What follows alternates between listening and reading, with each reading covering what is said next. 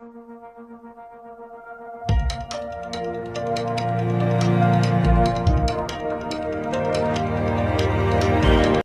Everyone, welcome to the learning loop online education platform. आज मैं आपको मदरबोर्ड के बारे में पूरी जानकारी दूंगा। डिटेल्स में थोड़ा हम देखते हैं क्या है उसमें। हम प्रैक्टिकल देखते हैं इसका। इसमें जो पार्ट्स हैं वो कहाँ पर लगाए जाते हैं, उनको हम कैसे जानते हैं और उनका यूज़ क्यों करते हैं। ये हमारा मदरबोर्ड है, इसको हम इंटीग्रेटेड सर्किट कहते हैं। इंटीग्रेटेड सर्किट इसलिए कहते हैं क्योंकि ये एक ही जगह पर एकत्रित रखा हुआ है और यहाँ पर जितने भी पेरिफेरल डिवाइसेस होते हैं वो यहाँ पर हम कनेक्ट कर सकते हैं, इसलिए हम इसको इंटीग्रेटेड सर्किट कहते हैं। इस सर्किट को हम मदरबोर्ड भी कहते हैं।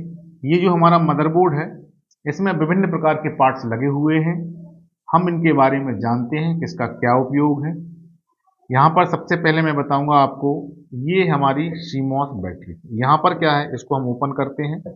इसको हम कहते हैं कॉम्प्लीमेंट्री मेटल ऑक्साइड सेमीकंडक्टर। ये हमारी क्या है, एक बैटरी है जिसका नाम है सीमॉस। इसको हम कौन सी बैटरी कहते हैं, सीमॉस बैटरी कहते हैं।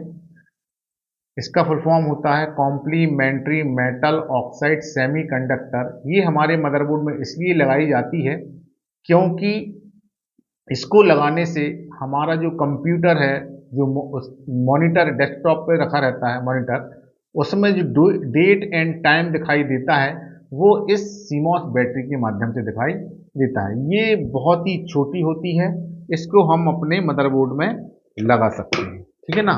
इससे क्या होता है, डेट एंड टाइम दिखाई देता है, आपको राइट टाइम दिखाई देगा। लेकिन अगर ये खराब हो जाती है हमारी मॉनिटर स्क्रीन पर आपको डेट एंड टाइम सही तरीके से दिखाई नहीं देगा। इसको हमें अपडेट करना पड़ता है, चेक करना पड़ता है, इसलिए हम इसको यहाँ पर लगाते हैं। सेकंड आता है आपका, ये हमारी रैम है। रैम के ये ओपन एंड क्लोज हैं, दोनों लॉक हैं। इसको हम ओपन, ये ऊपर नीचे लगे रहते हैं लेफ्ट राइट में, इसको हम ओपन करते हैं। इसके बाद हम इस रैम को निकालते हैं। ये हमारी रैम है, इसको हम रैंडम एक्सेस मेमोरी कहते हैं। ये रैंडम एक्सेस मेमोरी क्यों कहते हैं, क्योंकि इसमें जो प्रोसेस होती है वो 1 बाय 1 होती है, एक साथ कभी भी प्रोसेस एग्जीक्यूट नहीं होती है। अब कुछ मदरबोर्ड जो होते हैं उसमें रैम क्या होती है, स्थायी भी लगी रहती है और अस्थायी भी लगी रहती है, जिसको हम कह सकते हैं, एक होती है स्टैटिक रैम, दूसरी होती है डायनेमिक रैम। स्टैटिक रैम का मतलब होता है स्थायी और डायनेमिक रैम का मतलब होता है अस्थायी। मतलब हम परिवर्तन कर सकते हैं, चेंज कर सकते हैं, उसको निकाल सकते हैं। जैसे हमारे पास हम इलेक्ट्रॉनिक डिवाइस की बात करें, कंप्यूटर हो गया, लैपटॉप हो गया और भी पॉम टॉप हो गया, ऐसे विभिन्न प्रकार के डिवाइस हमारे पास आते हैं। तो कुछ सिस्टम में ये जो रैम होती है एक बार लगाने के बाद हम इसको निकाल नहीं सकते हैं, और कुछ सिस्टम ऐसे होते हैं जिनमें एक बार हम लगा देते हैं तो वो हमेशा के लिए फिट हो जाती है।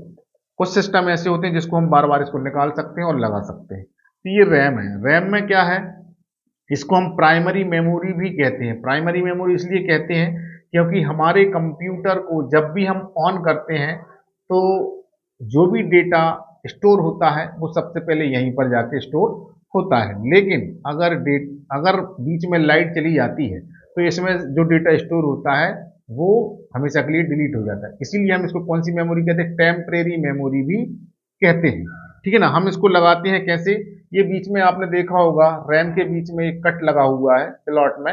हम इसको यहाँ पर नीचे देखते हैं, ये रैम का स्लॉट है, इसमें उस कट के अनुसार इस रैम को लगाने का काम करते हैं। ये जैसे ही हमने यहाँ पर रैम लगा दी, इसके बाद में इसके लॉक रहते हैं, हम इसको लॉक लगा देते हैं, आवाज आती है। अच्छा, आपने एक चीज और देखा होगा, आपके कंप्यूटर में जब भी बीप की आवाज आती है, सीपीयू से आवाज आती है, तो आवाज जो आती है उससे ये पता चलता है कि आपकी रैम में या तो कार्बन जम गया है या रैम के स्लॉट में कहीं दिक्कत है या जो रैम लगी हुई है उसमें कहीं ना कहीं कोई फॉल्ट हो गया है, ठीक है। तो हम इसको निकाल कर इरेजर से इसके कार्बन को साफ कर सकते हैं और इसके बाद स्लॉट में जाके हम इसको फिर से लगा सकते हैं। इसको लगाने के बाद आपके सीपीयू से जो आवाज आती है बीप की, वो आवाज बंद हो जाएगी।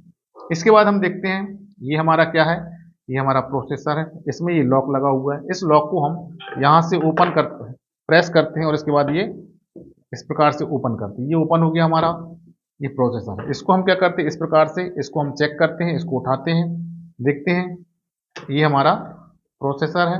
इस प्रोसेसर को हमने जैसे ही निकाला, इसके बाद इसके अंदर बहुत सारे छिद्र बने हुए हैं, यहाँ पर पिन लगी हुई है। इसको हम क्या करते हैं, यहाँ पर फिट करते हैं। अगर ये गलत तरीके से फिट हो जाता है तो आपका पूरा मदरबोर्ड खराब हो जाएगा। इसको लगाने का सही तरीका है कि आप इसको पहले चेक करें और इसके बाद इसको लगाएं, ये सही फिट है कि नहीं है। अगर आपने इसको गलत लगा दिया तो इसका जो सर्किट है पूरा ये खराब हो जाएगा, जिससे हमारा मदरबोर्ड काम करना बंद कर देगा। इसको लगाने का बेस्ट तरीका ये होता है कि हम इसको ऐसे प्रेस करते हैं नीचे की ओर, फिर इसको हम ऐसे प्रेस करते हैं, फिर इसके बाद हम इसको नीचे, इसमें एक लॉक लगा रहता है, वहां पे जाकर कनेक्ट कर देते हैं। ये प्रोसेसर के लिए। अब प्रोसेसर लगाया क्यों जाता है इसमें, प्रोसेसर मदरबोर्ड में इसलिए लगाया जाता है क्योंकि हमारा कंप्यूटर बेस्ट तरीके से काम कर सके। ठीक है, अब आपने देखा होगा बहुत सारे मदरबोर्ड में ऊपर एक फैन लगा होता है इसके प्रोसेसर के ऊपर। ये प्रोसेसर इसलिए लगाया जाता है, और इस प्रोसेसर को हम इंटरनल भी कहते हैं, इंटरनल फैन भी कहते हैं। जो ऊपर इसके ऊपर फैन लगाया जाता है वो इंटरनल फैन होता है। वो इसलिए लगाया जाता है क्योंकि प्रोसेसर चलते चलते बहुत समय तक गर्म हो जाता है। उसकी जो हीट होती है उसको ठंडा करने के लिए हम इसके ऊपर एक फैन लगाते हैं। जो फैन इसके ऊपर चलता है वो इसको क्या करता है, ठंडा होने का काम करता है, ठंडा करने का काम करता है। इसलिए हमारा जो मदरबोर्ड होता है उसमें जो प्रोसेसर लगा होता है वो बेस्ट तरीके से काम कर सकता है। ठीक है, इसके बाद आपने एक चीज और देखी होगी कि इसी मदरबोर्ड में एक एक्सटर्नल भी फैन लगा रहता है, जो पूरे मदरबोर्ड की जो हीटिंग है उसको बाहर निकालने का काम करता है। तो इस प्रकार से हम प्रोसेसर को यहाँ चेक करते हैं। अब आपने देखा होगा यहाँ पर एक रैम लगी हुई है, यहाँ पर एक स्लॉट और बना हुआ है, दूसरा स्लॉट ही बना, तीसरा ही बना, चौथा ही बना, यहाँ 4 प्रकार के स्लॉट बने हुए हैं। तो ये रैम एक की जगह हम 4 भी लगा सकते हैं, जिससे कि हमारे जो मदरबोर्ड है उसकी स्पीड बढ़ जाती है, काम करने की कैपेसिटी इंक्रीज हो जाती है।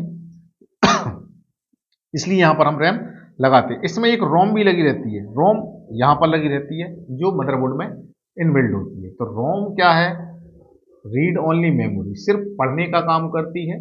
ये हमारी रोम है, तो ये पढ़ने का काम करती है। लेकिन रोम जो होती है वो 3 प्रकार की होती है। फर्स्ट होती है आपकी पी रोम, सेकेंड होती है आपकी ई पी रोम, इसके बाद थर्ड होती है आपकी डबल ई पी रोम। मतलब जो फर्स्ट वाली है वो प्रोग्रामेबल रीड ओनली मेमोरी कहलाती है। मतलब ये है कि प्रोग्रामिंग में रीड ओनली मेमोरी का मतलब ये है कि सिर्फ प्रोग्राम को हम इंसर्ट कर सकते थे उसमें और पढ़ सकते थे, लेकिन हम उसको डिलीट नहीं कर सकते थे। इसके बाद सेकंड रोम का निर्माण हुआ, जिसको हम कहते हैं ई पी रोम, मतलब erasable programmable read only memory. अब आपने प्रोग्राम को इंसर्ट भी कर दिया, मिटा भी दिया, उसको पढ़ भी लिया, लेकिन अब किसी सर्किट का यूज करने के लिए उसको हमको फिर से लगाना है। तो इसीलिए हमने एक रोम का और निर्माण किया, जिसको हम कहते हैं डबल ई पी रोम, मतलब electrical erasable programmable read only memory. ये हमारी, इसको हम नॉर्थ ब्रिज भी कहते हैं, इसको हम क्या कहते हैं, नॉर्थ ब्रिज भी कहते हैं। और यहाँ पर देखें ये छोटे छोटे जो लगे हुए हैं इस प्रकार से, ये कैपेसिटेंस हो गया, इंडक्टेंस हो गया, रेजिस्टेंस हो गया, इसमें ये तीनों प्रकार की चीजें इसमें लगी रहती है। यहाँ पर देखें ये रेड कलर की जो दिखाई दे रही है, यहाँ पर किसी हार्ड डिस्क को जो साटा केबल होती है यहाँ पर लगाने का काम किया जाता है। ठीक है ना, तो हार्ड डिस्क को हम कहते हैं सेकेंडरी मेमोरी, क्योंकि उसमें जो भी डेटा को हम सेव करते हैं वो हमेशा परमानेंटली उसमें सेव हो जाता है। क्योंकि हमारे माई कंप्यूटर में विभिन्न प्रकार की ड्राइव होती हैं, उस ड्राइव में हम किसी भी डेटा को स्टोर कर सकते हैं परमानेंटली, और जब हम चाहें तब हम डिलीट कर सकते हैं। तो difference between primary memory and secondary memory, primary memory में क्या डेटा स्टोर तो होता है लेकिन परमानेंटली स्टोर नहीं होता है, इसलिए उसको हम टेम्परेरी मेमोरी कहते हैं। लेकिन जो सेकेंडरी मेमोरी होती है, जो हार्ड डिस्क होती है, उसमें डेटा को हम परमानेंट स्टोर कर सकते हैं, लेकिन हमारी इच्छा के अनुसार हम उस डेटा को डिलीट कर सकते हैं जब हमारी इच्छा होगी। इसके बाद देखें आप, इसमें क्या है कि ये हमारा जो है ये बैक पैनल कहलाता है। क्या कहलाता है, बैक पैनल कहलाता है। यहाँ पर आपने देखा, यहाँ पर होल छिद्र बने हुए हैं और यहाँ पे पिन लगी हुई है। तो हमारे पास क्या है, 2 प्रकार की केबल होती है, इसको हम कहते हैं वीजीए केबल। अगर वीजीए केबल में पिन होती है, हम उसको लगाते हैं तो यहाँ पर वो आके सेट हो जाती है। ये किस कलर की होती है, ब्लू कलर की होती है। वीजीए का फुल फॉर्म होता है वीडियो ग्राफिक्स एरे। क्या होता है, वीडियो ग्राफिक्स एरे होता है। इसके बाद आपने देखा ये वाली जो यहाँ पर पोर्ट दिखाई दे रहा है, इसको हम कहते हैं HDMI। इसका नाम है, फुल फॉर्म है हाई डेफिनेशन मल्टीमीडिया इंटरफेस। इसका यूज क्यों किया जाता है भाई हमारे सीपीयू में, बैक पैनल में? इसलिए किया जाता है क्योंकि अगर हमारे कंप्यूटर से, डेस्कटॉप से हमें अगर लैपटॉप कनेक्ट करना है तो उसके लिए हमें वीजीए केबल होना कंपलसरी है, तभी वो उससे कनेक्ट हो पाएगा। हम प्रोजेक्टर को अगर यूज करते हैं तो उसके लिए भी हमें वीजीए केबल की आवश्यकता पड़ती है। इसके बाद यहाँ पर देखें, ये हमारे पास 4 प्रकार के पोर्ट हैं। इसको हम कहते हैं यूएसबी पोर्ट कहते हैं। कौन सी पोर्ट कहते हैं? यूएसबी पोर्ट कहते हैं। मतलब इसमें क्या है, पेरिफेरल डिवाइसेस को कनेक्ट करने के लिए इनका यूज किया जाता है। यहाँ पर और भी हमारे पास यूएसबी पोर्ट है। यूएसबी का फुल फॉर्म होता है यूनिवर्सल सीरियल बस होता है।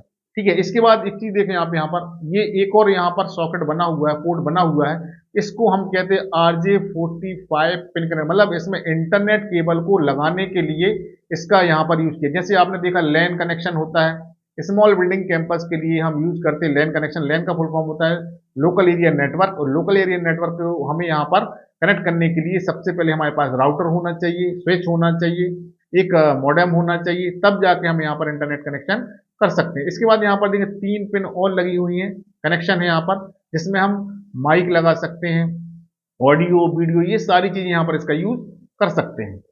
तो कैसी लगी आपको जानकारी, हमको बताएं कमेंट।